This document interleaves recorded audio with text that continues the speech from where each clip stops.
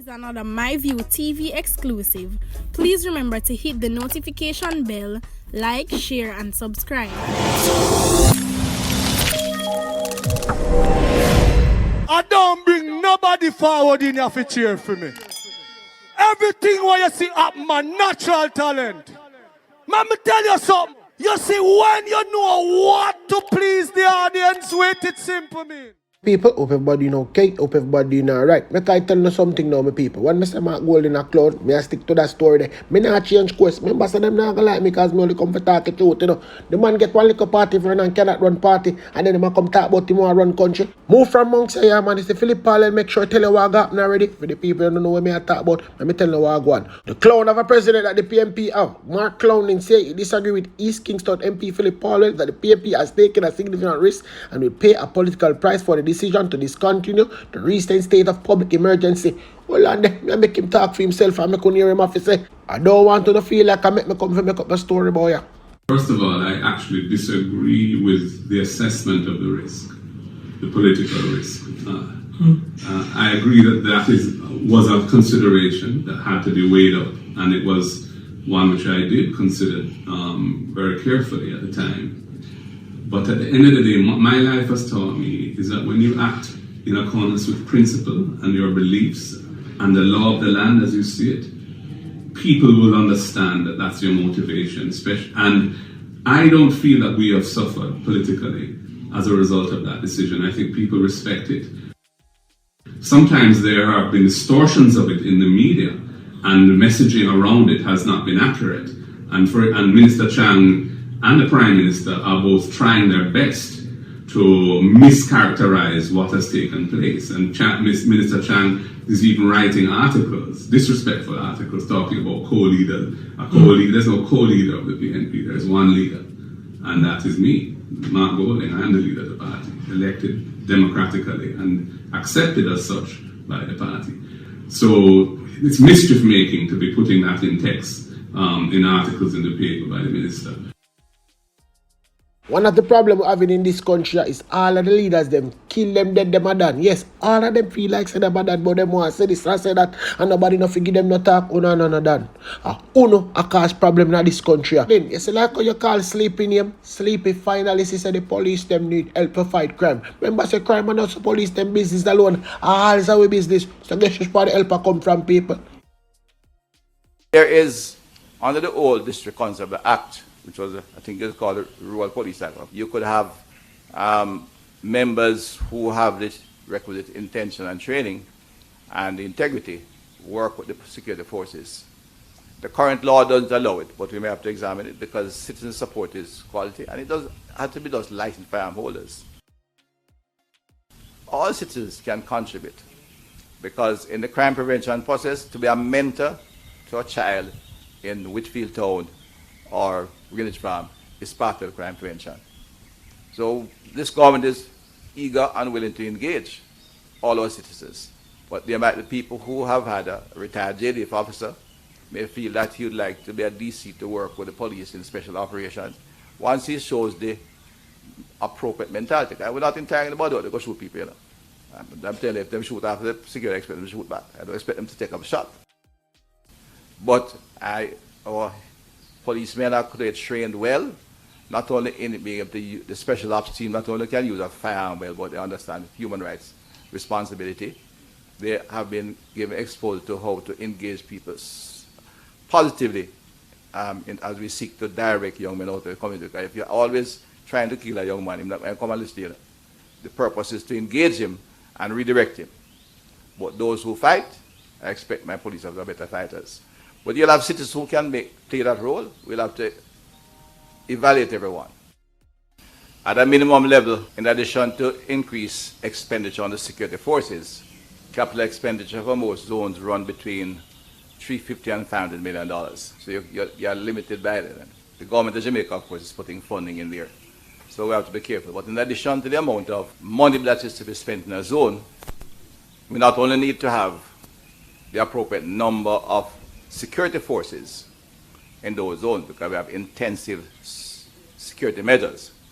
We need human resources as well, and not only social workers.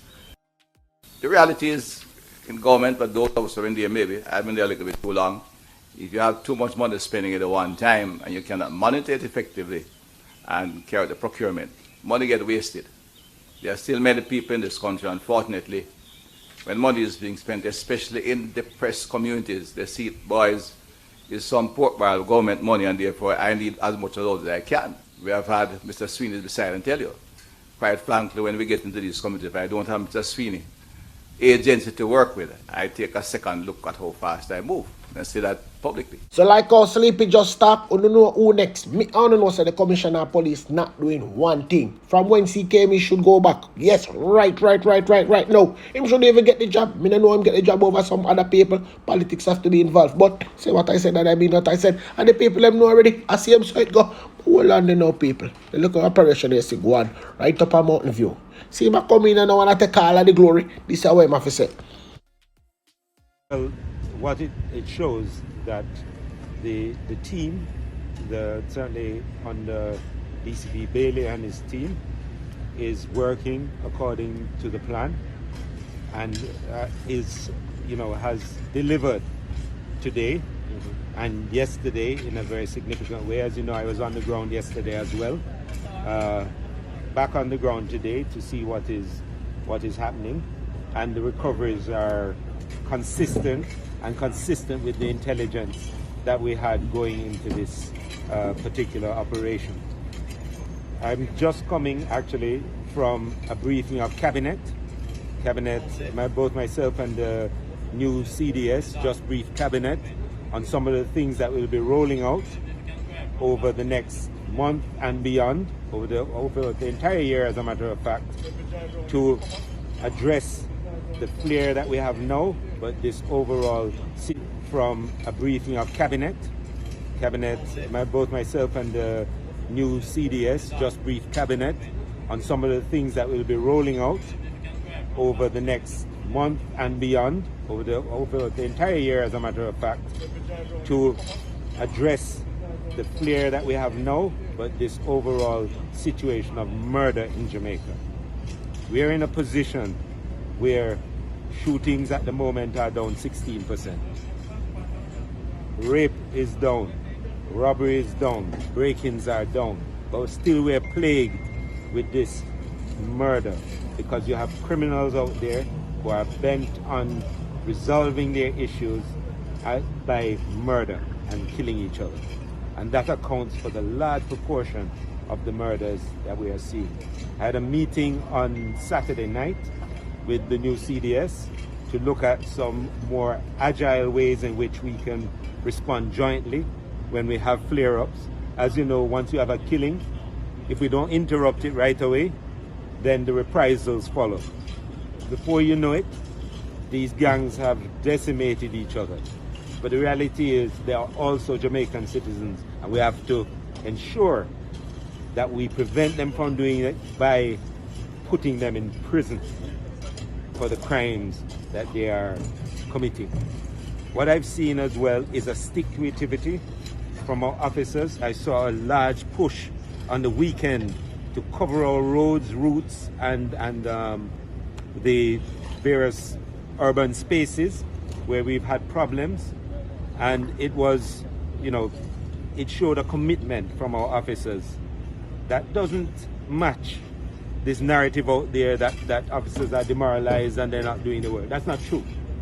And this shows, this stick-to-itivity over 2 days, we have not left here. And we're recovering the weapons. This shows something else. And our officers demonstrate something else on the road. The truth of the matter is, our officers have challenges. There are significant challenges, and we could enumerate all of them. But to suggest that because they're facing with challenges, that they're going to drop hands or not do their work, that's not what I see on the road. And that is not consistent with the JCF and the JCF I lead. I spend my time advocating for my officers, for the equipment they need, for their benefits, for everything associated with them, and they have been delivering work. So I think it's important to make that. Not to say everything is perfect, or that everything is as it should be with them, that they get everything they want. That's not true. That would be dishonest of me.